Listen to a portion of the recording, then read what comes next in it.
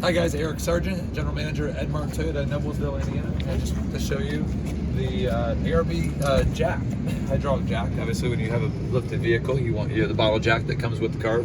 Doesn't necessarily work anymore.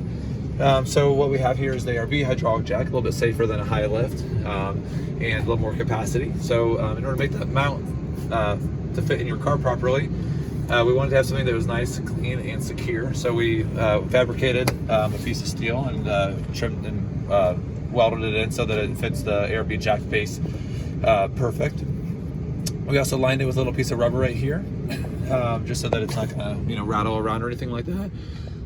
And then to have it nice and secure with the vehicle, we just used a quick fist up here that wraps in between the actual cylinder of the shock and then the handle. And then to have it secured properly to the actual plastic trim piece, we took a piece of steel and we bolted it into the safety restraint behind the trim plastic.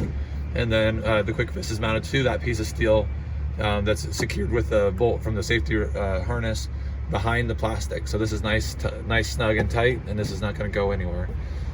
If you guys have any questions on this, please feel free to give me a call at 317-385-9572. And this is bolted in the frame down here as well. Thanks for watching.